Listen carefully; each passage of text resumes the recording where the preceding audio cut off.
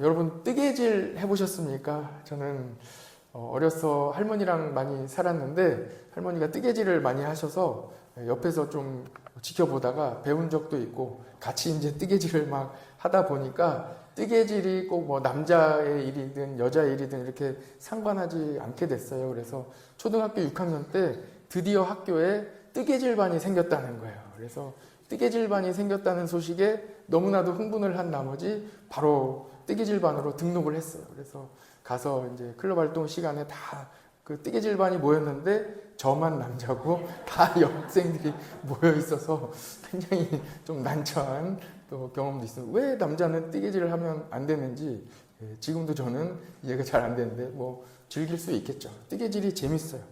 무용수들이 보니까 뜨개질을 주로 많이 하신대요.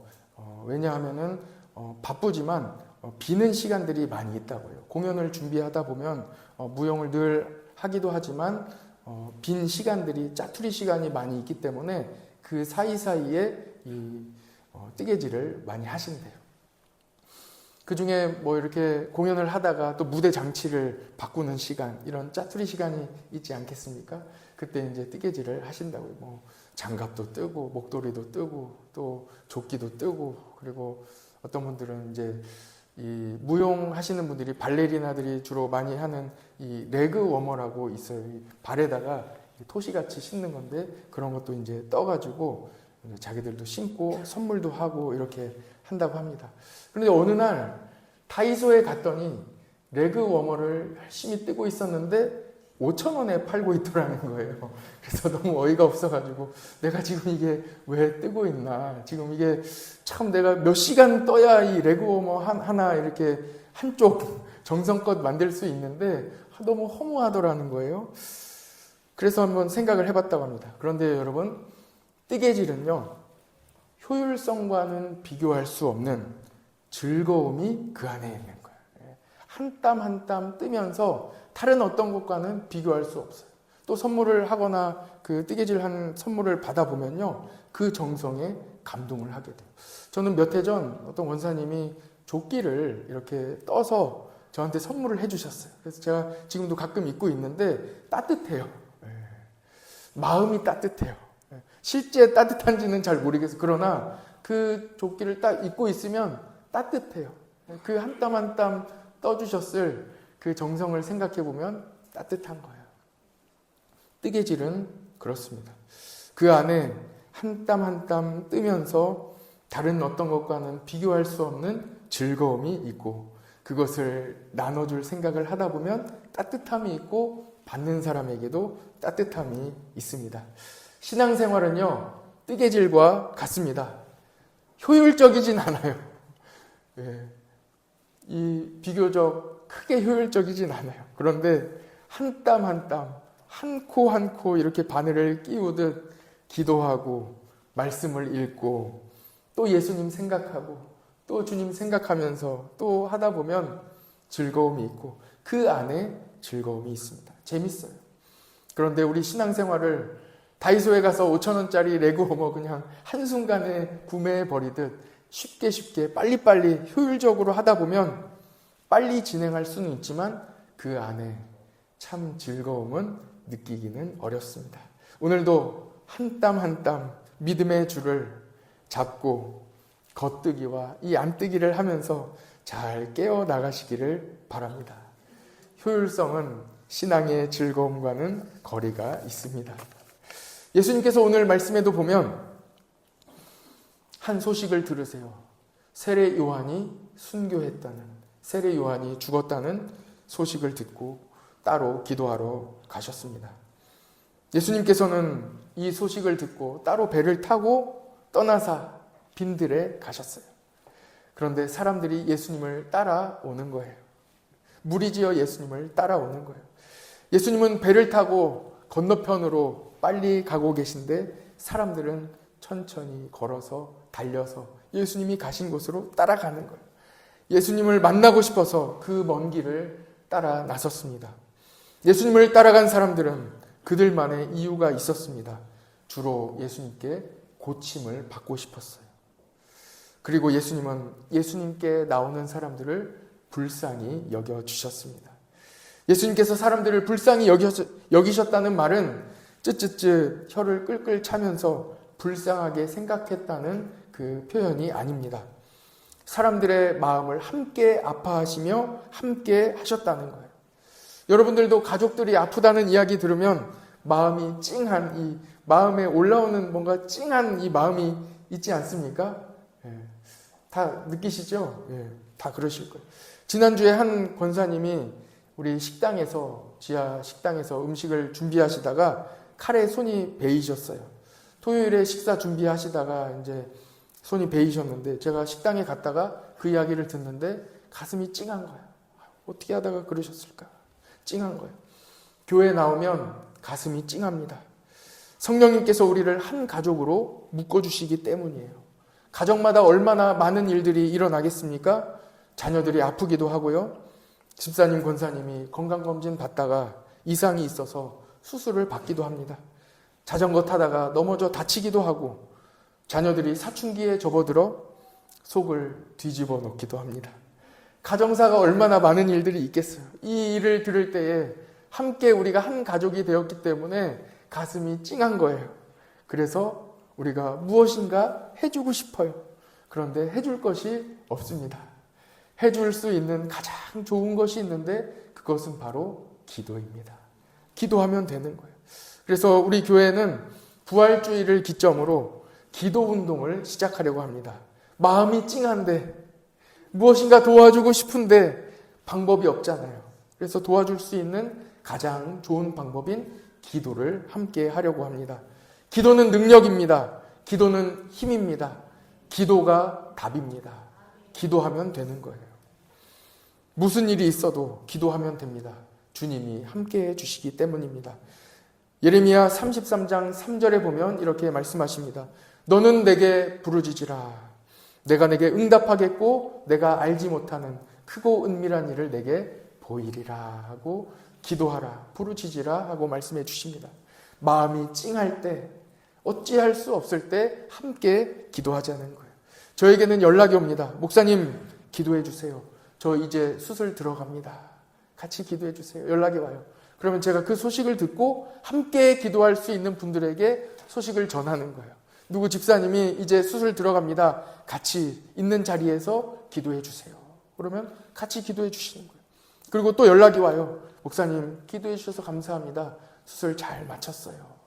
그러면 저도 또 우리 기도 같이 하시는 분들에게 같이 연락을 드리는 거예요. 기도해 주셔서 감사합니다. 집사님 수술 잘 마치셨고 이제 회복하실 텐데 회복 잘 할 수 있도록 계속 기도해 주세요 하고 이렇게 기도 제목을 나눕니다. 우리 믿음의 성도들을 기도의 자리로 안내하는 이 마지막 때에 거룩한 기도의 운동이 될 것입니다.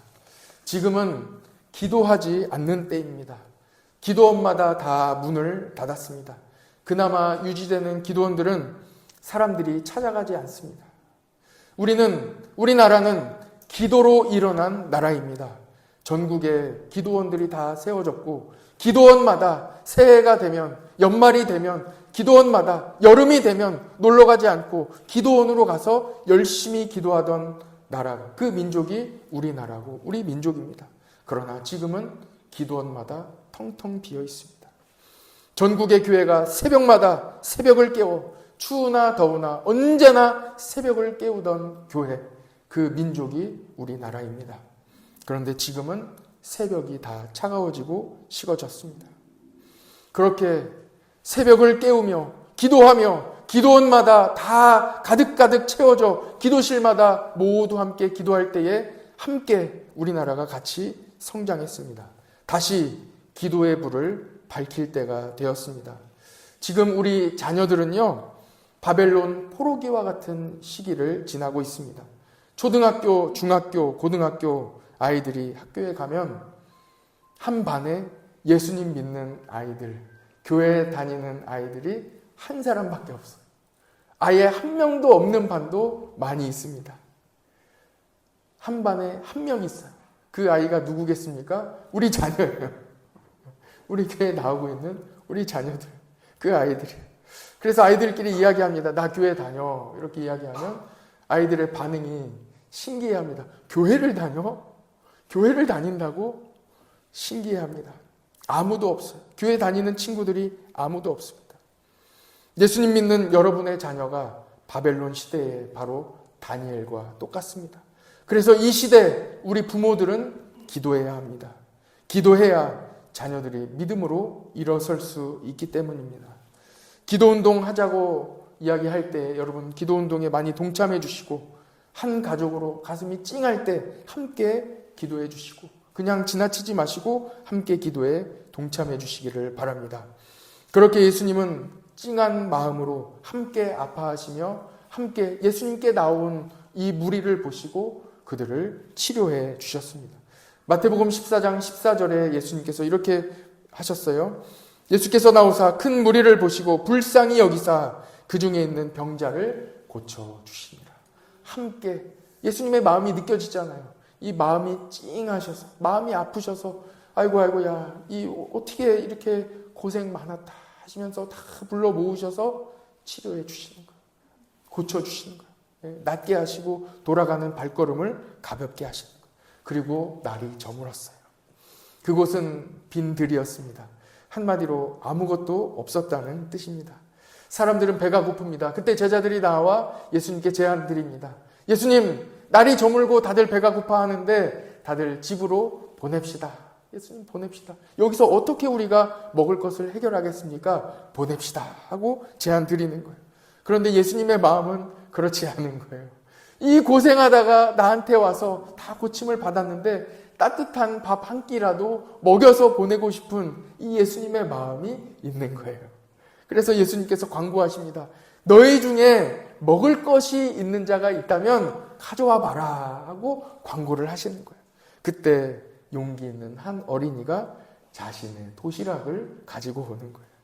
그 도시락을 어린이가 가지고 나올 때 사람들이 수군거립니다.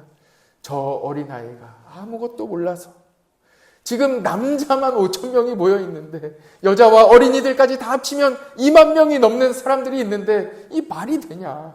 이 작은 도시락 이거 가지고 나와가지고 누구 코에 붙이려고? 너 혼자 먹으면 되지.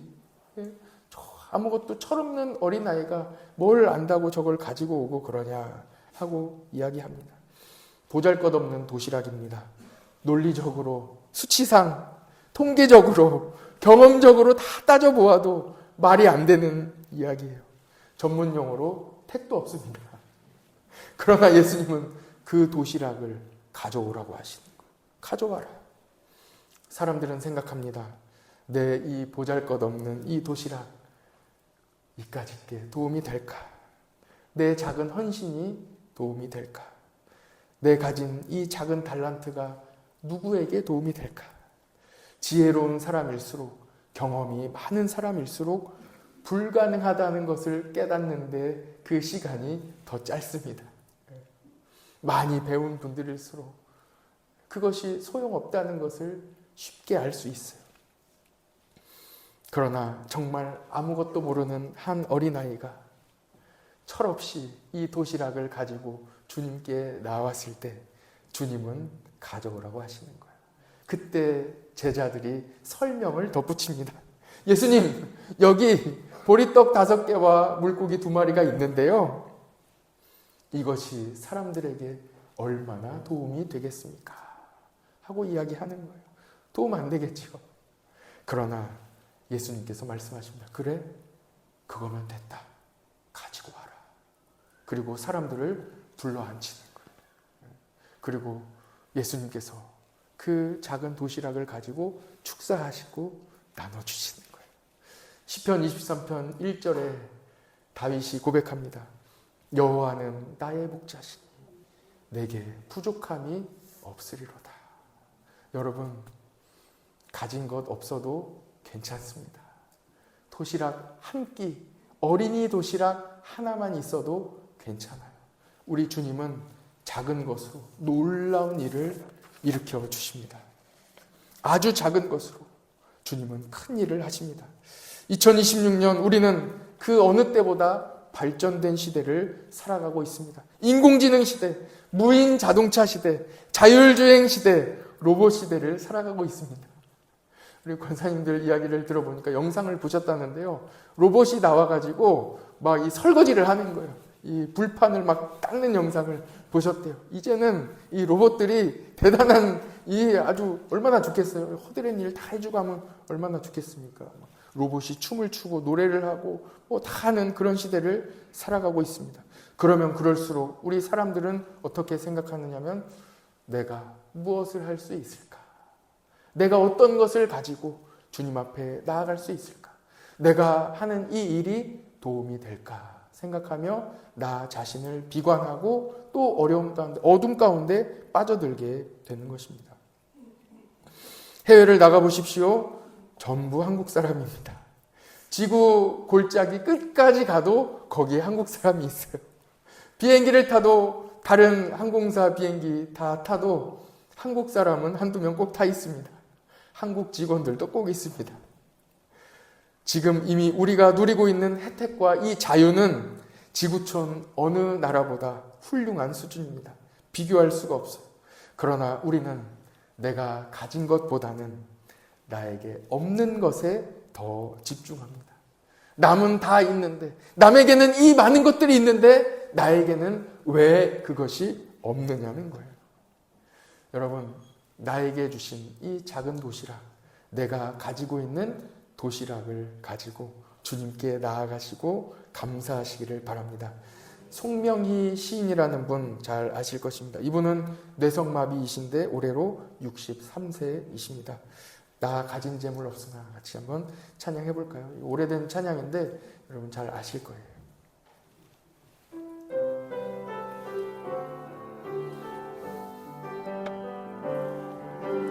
나 가진 재물 없으나 나 남이 가진 지식 없으나 나 남에게 있는 건강 있지 않으나 나 남이 없는 거 있으니 나 남이 못 본 것을 보았고 나 남이 듣지 못한 음성 들었고 나 남이 받지 못한 사랑 받았고 나 남이 모르는 것 깨달았네. 공평하신 하나님이 나 남이 가진 건 나 없지만 공평하신 하나님이 나 남이 없는 것 갖게 하셨. 공평하신 하나님이 공평하신 하나님이 나 남이 가진 건 나 없지만 공평하신 하나님이 나 남이 우리 믿음으로 한 번만 더 해볼까요? 공평하신 하나님이 공평하신 하나님이 나 남이 없는 건 나 없지만 공평하신 하나님이 나 남이 없는 것 갖게 하셨네. 아멘. 여러분, 걱정만 하고 있지 마십시오. 걱정할 시간에 기도하시기 바랍니다. 예수님을 믿으십시오. 우리의 일은 예수님을 잘 믿는 것입니다. 예수님의 선하심을 믿고 공평하신 하나님께서 내게 이미 주신 달란트와 내게 이미 주신 그 은혜를 땅에 묻어두지 마시고 잘 개발하시기를 바랍니다. 열심히 쓰십시오. 땅에 묻어두지 마시고 그 달란트를 내가 움켜쥐고 있지 마시고 사용하시기를 바랍니다. 마음껏 쓰십시오. 달란트는 쓰면 쓸수록 사용하면 사용할수록 더 많아집니다. 하나님은 달란트를 많이 쓴 자에게 더 많은 것을 맡겨주십니다. 어린이의 작은 도시락으로 수많은 사람들이 먹었으니 사람들이 알게 됩니다. 예수님께 능력이 있다. 알게 되는 거예요. 예수님을, 그리고 능력이 있는 예수님을 이제는 세상적인 가치로 정치적인 지도자로 세우려는 시도가 일어나는 거예요. 세상으로부터 이 권력을 예수님께 드려야 되겠다. 우리 움직이자 하는 이 마음이 막 본격적으로 일어나며 예수님께 막 몰려들게 될 때에 예수님은 그 마음을 즉시 차단하십니다. 예수님은 세상의 권력을 가지려고 오신 분이 아닙니다. 예수님께서 성령에 이끌려 마귀의 세 가지 시험을 받으실 때에도 마지막 시험이 바로 권력에 대한 시험이었습니다. 지금도 사탄은 믿음의 성도들을 끊임없이 유혹합니다. 세상의 권력의 맛을 보게 하고 세상에서 높아지려는 이 마음을 갖게 합니다. 그러나 예수님은 철저하게 그 모든 시도를 막으시고 철저하게 낮아지셨습니다. 그래서 사람들을 피하여 따로 산으로 가셨습니다. 제자들은 먼저 배에 태워 건너편으로 보내셨어요. 바로 그때 예수님과 제자들이 떨어져 있을 때 바로 일이 일어난 것입니다. 예수님이 함께 하시지 않을 때 예수님은 따로 기도하러 가시고 제자들은 배를 타고 가고 있는 바로 그때, 지금 현대를 살아가고 있는 우리 성도들과 똑같은 상황 아닙니까? 예수님은 하나님 우편에 앉아 계시고 성도들은 이 세상에서 살아가고 있습니다. 그때 풍랑을 만납니다. 배는 이미 부둣가에서 한참을 떨어져 갔기 때문에 풍랑 중에 돌아갈 수도 없어요. 바람이 너무 세게 불어서 열심히 노를 젓지만 앞으로 갈 수도 없습니다. 그때가 밤 사경입니다. 새벽 3시에서 6시 사이예요. 이때는 질병으로 아픈 사람들은 가장 아픈 시간입니다. 외로운 사람들에게는 가장 외로운 시간이고요. 비참한 사람들에게는 가장 비참함을 느끼는 시간이 바로 새벽 3시에서 6시 사이입니다. 해 뜨기 전 가장 어두운 시간, 그때입니다. 그때 예수님께서 제자들을 찾아오십니다. 여러분, 오늘 우리 성도님들이 이거 한 가지만은 꼭 기억하셨으면 좋겠습니다. 삶의 풍랑을 만났을 때, 가장 어려울 때, 가장 외로울 때, 가장 힘들 때, 바로 그때 예수님이 우리를 찾아오십니다. 제자들 중에 갈릴리 출신의 어부들도 있었습니다. 바로 그들이, 바로 그곳이 자기의 어장이었고 놀이터였어요. 거기서 자랐어요. 그 풍랑을 얼마나 많이 만나봤겠어요? 자기가 할 수 있는 한 지식과 지혜와 경험을 다 사용해서 해봤겠죠. 다 해본 거예요. 그래도 안 돼요. 여러분, 우리의 삶에 어려움을 만났을 때 여러 가지 시도를 다 해봅니다. 이렇게도 해보고 저렇게도 해보고 사람을 찾아가 보기도 하고 도움을 요청해 보기도 합니다. 그러나 그 모든 것이 다 소용없을 때 예수님이 우리를 찾아오십니다. 사실 더 정확히 말씀드리면 아무것도 없을 때, 우리가 두 손 두 발 다 들었을 때 그때에서야 예수님이 보이는 거예요. 이미 내 앞에 계셨고 이미 내 등 뒤에 계셨던 예수님이 그제서야 보이게 되는 거예요. 마태복음 28장 20절에 보면 볼지어다 내가 세상 끝날까지 너희와 항상 함께 있으리라 말씀하셨죠. 주님이 함께 하십니다. 언제나 함께하고 계세요. 똑같은 말씀이 요한계시록에도 나옵니다. 요한계시록 3장 20절에 보면 볼지어다 내가 문 밖에 서서 두드리노니, 항상 예수님은 우리 곁에 계신 거예요. 여러분, 우리 앞에 계신 예수님을 믿음의 눈으로 바라보시기를 바랍니다. 그리고 예수님을 영접하시기 바랍니다. 예수님은 선한 목자이십니다.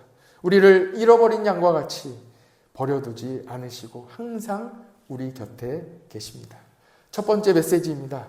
내 힘을 의지할 때는 예수님이 안 보입니다. 드디어 제자들이 다 포기했을 때 제자들 눈에 예수님이 보이기 시작했습니다. 그리고 예수님께서 제자들을 향하여 걸어오셨습니다. 이런 일을 한 번도 경험한 적이 없기 때문에 제자들은 자기들이 실성한 줄 알았습니다. 드디어 내 눈에 헛것이 보이는구나. 지금 바다 이 물 위에 누가 걸어서 온단 말인가. 지금 나는 잘못되었다. 완전히 소리 지르면서 유령이야 유령이야 소리 지르며 제자들이 놀라고 있습니다. 그때 예수님께서 제자들에게 말씀하십니다. 안심하라. 나니 두려워하지 말라 하고 말씀해 주십니다. 여러분, 우리는 왜 두렵습니까? 혼자라고 느낄 때 두렵습니다. 길이 안 보일 때 두렵습니다.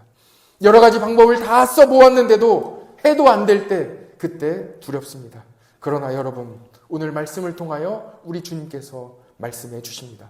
안심하라. 내가 너와 함께함이라. 두려워하지 말라 하고 말씀해 주십니다. 여러분, 안심하십시오. 예수님이 여러분들과 함께 하십니다.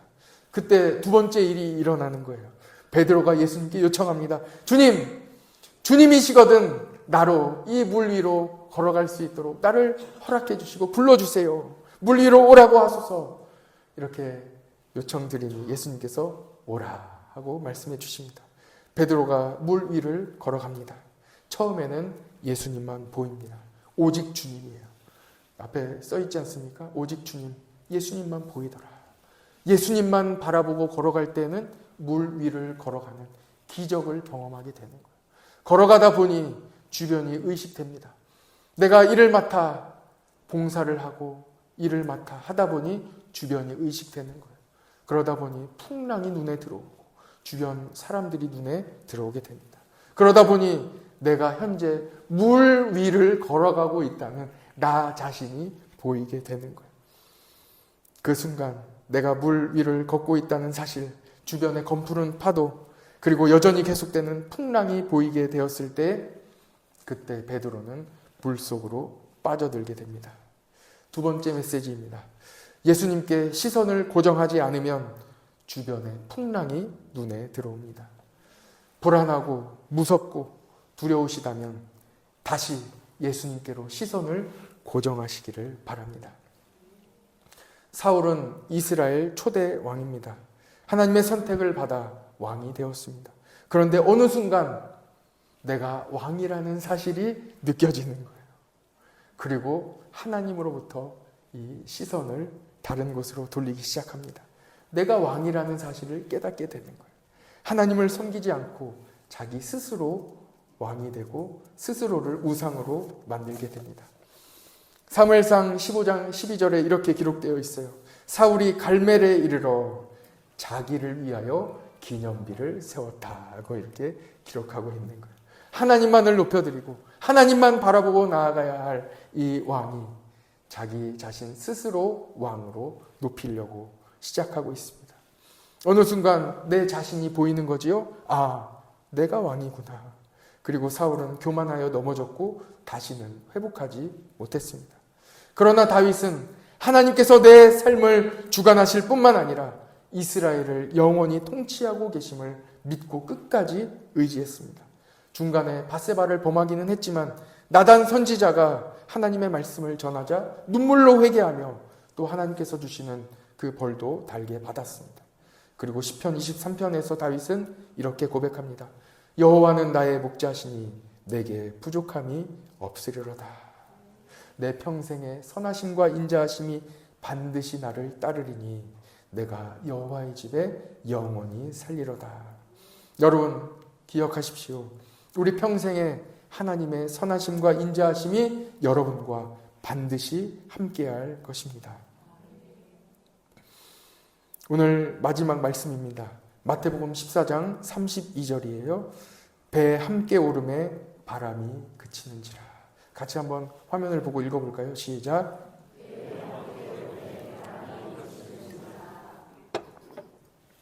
예수님이 우리 인생에 함께 하시면 그때의 바람이 잔잔해집니다. 그런데 우리는 늘 이렇게 이야기하지요. 예수님, 잠깐만요. 이 문제만 해결되면 예수님 모실게요. 예수님, 잠깐만요. 이 풍랑만 좀 잠잠해지면, 내 삶의 이 문제만 조금만 해결되면 저 열심히 할게요. 예수님 모시고 잘 살게요. 그런데요, 세 번째 메시지입니다. 예수님을 영접해야, 예수님을 내 인생의 배에 모셔야 풍랑이 잠잠해집니다. 우선순위가 여기에 있습니다. 일본 오키나와에는 매년 1월에서 3월 사이에 혹등고래가 찾아옵니다. 혹등고래는 북극의 차가운 바다에 살다가 새끼를 낳고 기르기 위해 따뜻한 바다로 내려옵니다. 이때 사람들이 혹등고래를 보기 위해서 오키나와에 가서 고래선이라는 배에 올라탑니다. 고래선 이 배는 한 번 출항해가지고 이 고래를 못 보고 올 수도 있잖아요. 그래서 두 번 이틀의 기회를 주는데 탑승하는 비용이 50만 원. 50만 원 내고 가서 배를 타고 오는데 한번 앞에 보십시오. 이야, 이런 고래가 완전 점프해가지고 탁 떨어지는 이런 장관을 보면은 50만 원이 아깝겠습니까? 이런 놀라운 장관을 보러 가는 거예요. 그런데 가시는 분들이 다 보고 오는 건 아니에요. 이 얼마나 시원하고 놀랍게 이 장관, 이 혹등고래는요, 크기가 한 15m 정도 됩니다. 저 끝에서 여기가 한 15m 될까요? 그리고 이 옆에 있는 지느러미가 3m, 4m 정도 됩니다. 굉장히 놀라워요. 이런 고래 옆에서 보기만 해도 정말 평생에 기억할 만한 좋은 경험이 되겠지요. 그러나 다음 사진 보십시오. 대부분의 사람이 이 장면을 보고 돌아옵니다. 숨 쉬고 살짝 들어가는 거예요. 고래도 자기 생각이 있기 때문에 자기 이 표현이 있어요. 그래서 예민한 날에는 가까이 가면은 또 위험하기 때문에 이 선장이 배를 타고 가다가 오늘은 조금 있기는 하지만 좀 고래가 예민한 것 같으니 멀리서만 지켜보다가 돌아갑시다. 우리도 언제나 춤추고 싶은 건 아니잖아요. 고래도 언제나 점프하고 싶진 않겠죠. 그러니까 이렇게 숨만 쉬는 날이 있고 점프하는 날이 있는 거예요. 그러면 이 꼬리만 보고 때로는 꼬리도 보지 못하고 돌아온 분들이 생각하게 됩니다. 내가 이거 보려고 왔던가. 고래선에 탑승한 사람들이 점프하는 이 점프하는 장면을 보고 싶었는데 실망하여 돌아와서 본전 생각이 나는 것입니다. 어떤 일을 할 때 항상 본전을 생각합니다. 내가 들인 돈, 내 시간, 내 정성 모두 생각하는 것이지요. 이틀 동안 저 고래를 보기 위해서는 3일이라는 시간을 투자해야 되고 또 한국에서부터 가는 비행기 값, 또 체류하는 체류 비용 다 합치면은 150만 원이 넘는 이 1인당 비용을 내고 갔겠죠. 본전 생각이 나는 거예요. 저는 주님 앞에서 우리 성도들이 이런 비용을 생각했으면 좋겠습니다. 왜냐하면 우리 예수님께서는 모든 것을 값없이 공짜로 주셨기 때문입니다. 예수님께서 십자가의 죽으심으로 우리의 죄를 다 용서해 주셨습니다. 내가 예수님을 믿음으로 죄사함을 받고 영원한 생명을 얻었습니다. 이것을 은혜라고 합니다. 우리가 예배 드리다 보면 목사님 말씀 듣고 가슴이 찡할 때도 있고 또 찬양 부르다 보면 또 가슴이 울컥할 때도 있잖아요. 그때 은혜 받았다라고 표현하기도 하지만 사실 은혜의 근본적인 본질적인 이 뜻은 어디에 있냐면 예수 그리스도께 받은 무한한 은혜, 그것을 바로 은혜라고 합니다. 진짜 은혜는 예수님께서 우리를 위해 죽으심으로 값없이 주신 생명, 우리가 얻은 영원한 생명, 그것이 바로 은혜입니다. 그래서 로마서 3장 24절에 보면 이렇게 말씀하셨습니다. 그리스도 예수 안에 있는 속량으로 말미암아 하나님의 은혜로 값없이 의롭다 하심을 얻은 자 되었느니라. 우리 모두는 값없이 은혜를 받았습니다. 할렐루야. 우리는 이미 값없는 은혜를 받았습니다. 예수님께 받은 죄사함의 은혜, 죄로 인하여 죽을 수밖에 없는 인생이 예수 그리스도 십자가 보혈로 영원한 생명을 얻은 은혜, 이 은혜를 잊지 마시기 바랍니다. 예수님께 집중할 때 은혜가 더 큽니다. 예수님께로부터 시선을 돌리면 이 은혜보다 이 세상의 풍랑이 더 크게 보이는 거예요. 그러나 우리의 시선을 다시 예수님께로 집중하면 세상의 풍랑이 작아 보이고 그리고 은혜가 더 크게 알게 됩니다. 이 은혜를 깨닫게 되면 예수님 때문에 받는 어떤 고난도 은혜가 더 크다는 것을 알게 됩니다. 어떤 고난도 예수님께 받은 이 은혜보다 크지 않다는 것을 알게 되는 거예요. 예수님이 주신 십자가의 은혜를 알게 되면 어떤 어려움도 작게 보입니다. 그래서 베드로는 예수님을 바라보며 물 위를 걸어가는 거예요. 그런데 걸어가다가 풍랑을 바라보고 빠집니다. 때로는 풍랑이 더 크게 보일 때도 있습니다. 그래도 걱정하지 마십시오. 주님이 손을 잡아주십니다. 결코 여러분의 손을 놓지 않으십니다. 여러분이 물속으로 빠져 가도록 내버려 두지 않으십니다. 주님은 여러분을 건져 주십니다. 이번 한 주간에도 주님의 손을 붙잡으시고 다시 주님께로 시선을 고정하시기를 축복합니다. 같이 기도하겠습니다.